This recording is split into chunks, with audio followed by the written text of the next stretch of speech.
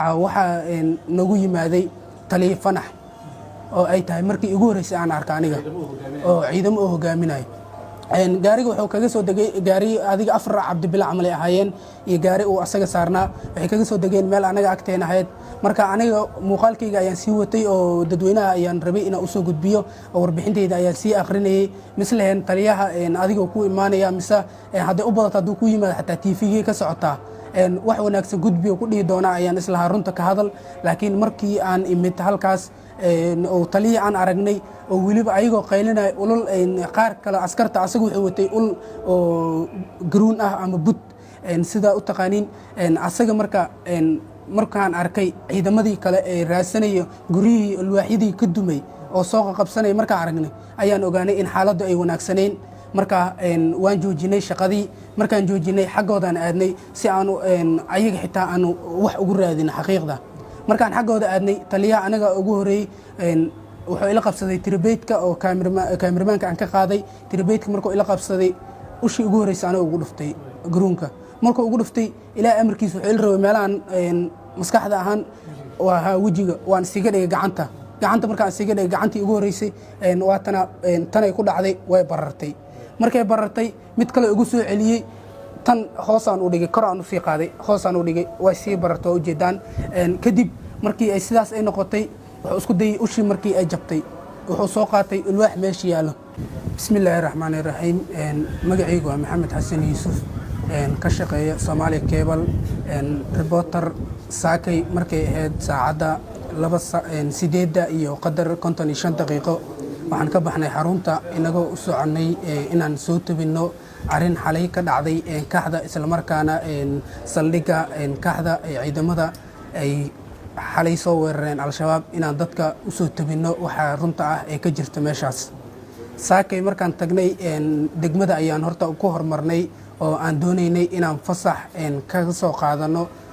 degmadii markaan tagnay gudoomiyihii isagoo gaarigiisa buruufta ku jiro ayaan isku daynay mar waliba inaan la hadalno anagoo gaarayna ilaa iyo 4 ruux oo 2 TV ka socda waxaan weydiisanay mid ka mid ah ilaaladiisa in uu naga geeyo arin anaga aan rabno inuu noogu sheego oo aan dhahno waxaan doonaynaa inaan naga fasaxdo inaan tagno saldhigga xalay weerar ku dhacay isla markaana ciidamada jooga noogu fasaxaan dhahno ninkii wuxuu yiri waa yahay waan isku dayayaa uu yiri waxay kadib nagu soo laabtay wuxuu yiri meeshaas waa tagi kartiin laakiin gudoomiyaha inuu intii hadla hadda diyaar uma ahan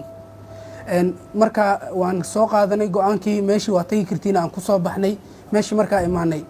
waxaa joogtay hal TV oo universal ah oo kaliya inta kalena wax askara ma joogo waxaa joogtay 2 boolis ah oo dharka caadiga booliska wato booliskan gobolka Banaadir inay yihiin rajaynaa ay joogtay noloma hadlin waxaan shaqadeena sii gudagalnay cameraman Ismaaciil iyo cameraman kale Maxamed Baari oo 5 TV ka socda shaqadii ay gudagaleen muuqaaladii ay duubteen marka muuqaaladii duubanay mid ka mid ah haweenka deganaa halkaas isla markaana guriga ku dhaganaa saldhigii xalay la dumiyay oo dhulka ahaa oo dhulka la dhigay gurigii ku dhaganaa mid ka mid ah haween oo ka badbaaday oo tiri anigu waan ka badbaaday oo warbaahinta la hadlaysay markay hadashay anaga waxaan isku daynay inaan dadka la raadino oo xogta war ka hayo dadkii kale xogaa xaalada amni darteed ayay u baqeen marka waxaan sameynay in dadka la markaan waynay anaga inaan soo xirno muuqaalkii oo bulshada aan u sheegno in guriyihii ay burbureen oo dhulkii saldhigii dhamaa oo dhulka yimaaday darbigiisii oo caradii oo kaliya ay ka soo hartay warqadihii oobiga ee maxkamadda ahaa in ay meeshii daadsan yihiin oo weliba dadkii xitaa dambiilayaasha ku qorayin inaan soo gudbin aan doonaynay waxaa nagu yimaaday taliye fanax oo ay tahay markii ugu horeysay aan arka aniga oo ciidamo oo hogaaminayo gaariga wuxuu kaga soo degay gaari adiga afar cabdibila camal ay ahaayeen iyo gaari uu asaga saarnaa waxay kaga soo degeen meel anaga agteen ahayd marka aniga muuqaalkayga ayaan sii watay oo dadweynaha ayaan rabay inaan u soo gudbiyo oo warbixintayda ayaan sii akhrinayay mislehen taliyaha adiga ku imaanaya mise hadday u badato hadduu ku yimaado xataa TV ka socotaa wax wanaagsan gudbiyo ku dhihi doona ayaan islahaa runta ka hadal laakiin markii aan imid halkaas oo taliya aan aragnay oo weliba ayagoo qaylinaya ulul qaar kale askarta asagu wuxuu watay ul oo garuun ah ama bud sida u taqaaniin asaga markaan arkay ciidamadii kale ee raasanayo guryihii alwaaxyadii ka dumay oo soo qabsanay markaan aragnay ayaan ogaanay in xaaladdu ay wanaagsanayn marka waan joojinay shaqadii markaan joojinay xaggoodan aadnay si aanu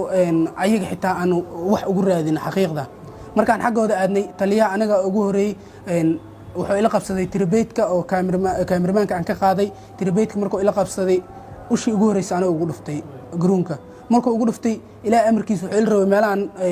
maskaxda ahaan waa wajiga waan isiga dhigay gacanta markaan isiga dhigay gacantii ugu horeysay waatana tanay ku dhacday way barartay markay barartay mid kale ugu soo celiyey tan hoosaan u dhigay kor aan u sii qaaday hoosaan u dhigay way sii barartay oo ujeedaan kadib markii ay sidaas ay noqotay wuxuu isku dayay ushii markii ay jabtay wuxuu soo qaatay alwaax meesha yaallo anna aan taaganahay ma ordi kari qoryaa liigu hayaa laba kala qori ugu hayso wuxuu soo qaatay alwaax oo ay ka jajabeen gurihii xalay diris dadkii ciddi iyo saldhigii alwaax markuu soo qaatay markuu ugu dhuftay waatana sidaan ay madoowaatay waa alwaax ul iyo alwaaxna isma lahan saasaa gacanta markaa siiga dhigay oo aan iska difaacay wejiga aan u diidana inay garaaf iga soo gaarto oo wuxuu isku dayay haddana in caadi uu gacmaha ila soo galo ninkii lama dagaalami kari waa nin dhar sharci wato tuutaysan oo dhar dowladeed wato qoryo liigu sii haayo kadib ma isku dayin inaan la dagaalamo laakiin waxaan iska difaacay ulashii oo asaga igu soo ridayay in meel xun ay iga dhacdo oo beri mustaqbalkayga aan ku waayay marka ulashii markaan iska xiray oo aan iska difaacay wuxuu sameeyey in si toosa gacanta ila soo aado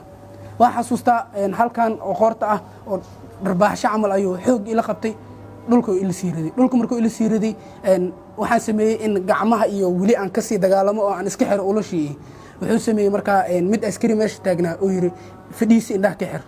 indhaha intuu iga sii xirayo kii kale askariga haraantii ayuu igu sii dhufanayay duudka gacmihii xerow dhahay gacmaha maxaan ku xiraan dhahay marka gacmaha masruarkaan siibina aan dhahay gacmaha maxaan ku xirnaa markaa saas dhahay uu yidhi shaatigaada siibo indhaha ku xiro shaatigaa siibtay indhaha ku xirtay indhaha markaa ku xirtay istaag oo dhahay waan istaagay mid askari oo asali jooga uu yidhi hore u wad gaariga agtiisa geey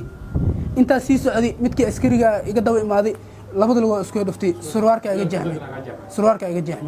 surwaarka markuu iga jeexmay marka ani waa dhacay markaa dhacay istaag oo dhahay wuxuu u qabtay garanta oo i qabtay istaag oo yidhi waan istaagay gadaashii soo socdaa soco igu haya intuu i haya uma jeedo indhihii way xariin markaa saasaa ku haya marba geed saan u aaday geed mar walba saan u aaday iga soo celinaa oo mid kale wuxuu yidhi war gacanta qabee gaariga saar uu yidhi markaas wuxuu yidhi war ninkaa waa nin buuran gaari masaari kariya asigaa fuulay gaariga fuul oo dhe gacanta ii saaray gaariga lugtaan la raadinaa markii dambe ilaa amarkiis waan fuulay lugtii aan la saartay markaan fuulay gaariga markaa 4 teenaba waxaan ugula sameeyey meesha yaro godka oo qoriga dhishiika afkiisa la saara dabadiisa digsiga dibada galan oo la dhahay 4 teena 4 teena meeshii dad waaweynaan nahay waa iscariirinaynaa ku kasta kilida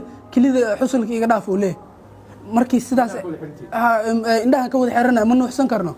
marka kilida gacanta kilidaha iga taaban mid kasta wuxuu leeyahay ciriiriyan ku jiraa iga bax marka saas u ahayd waxaan sameynay marka mid wuxuu yidhi waryaa gaariga kasoo deji nimankaa meel looma qaadaye oraxda fadhiisi uu yidhi oraxdaan fadhiisanay markaan fadhiisanay taliifanax waan xasuustaa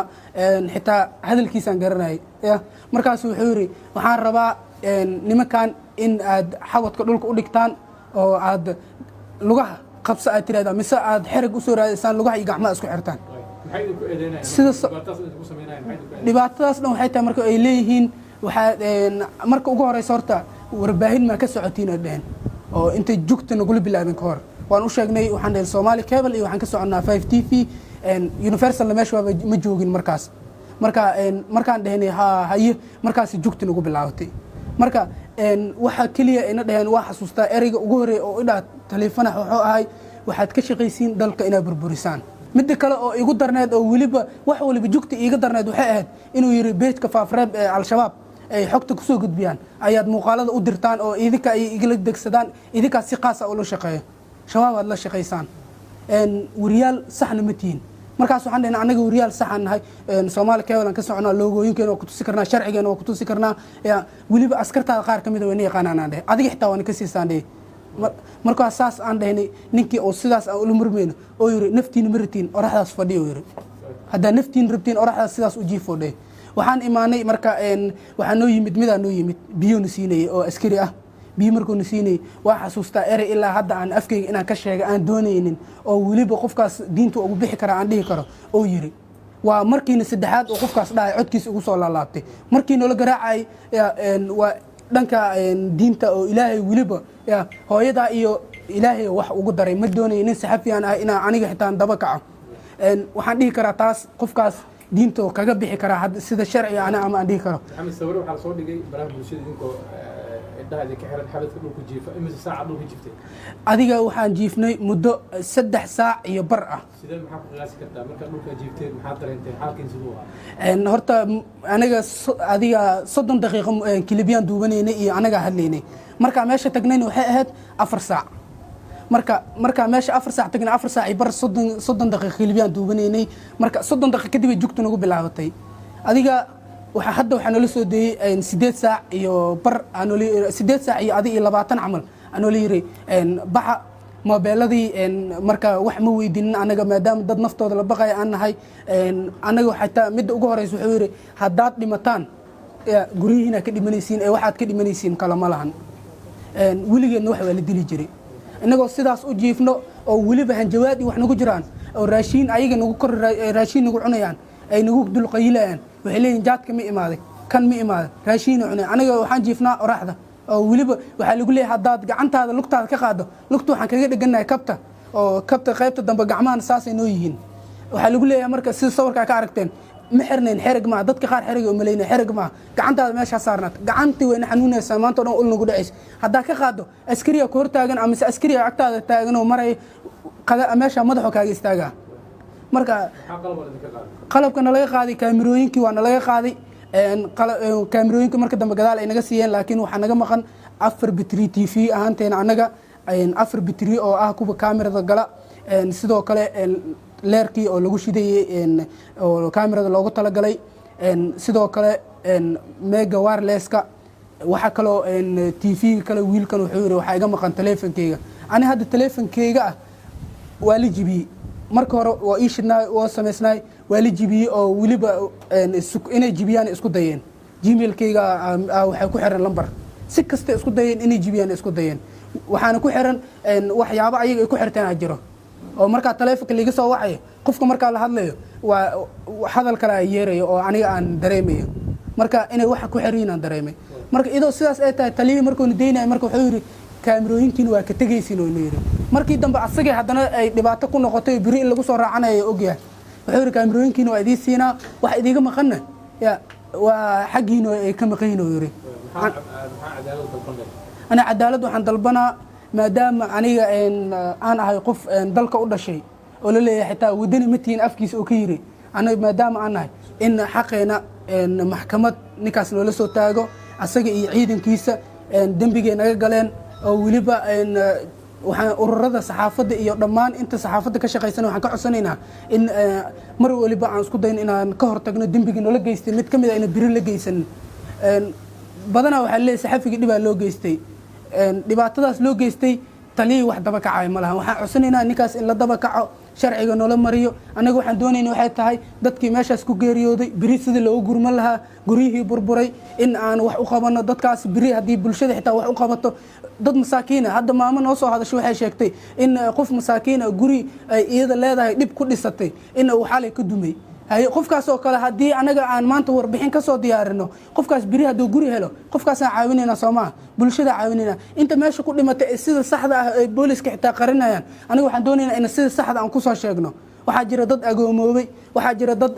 meesha ku xirnaa geeriyooday waxaasoo si sharci anaa sheegno meesha waa saldhig weyn marka intaasaa doonayna waana mahadsantihiin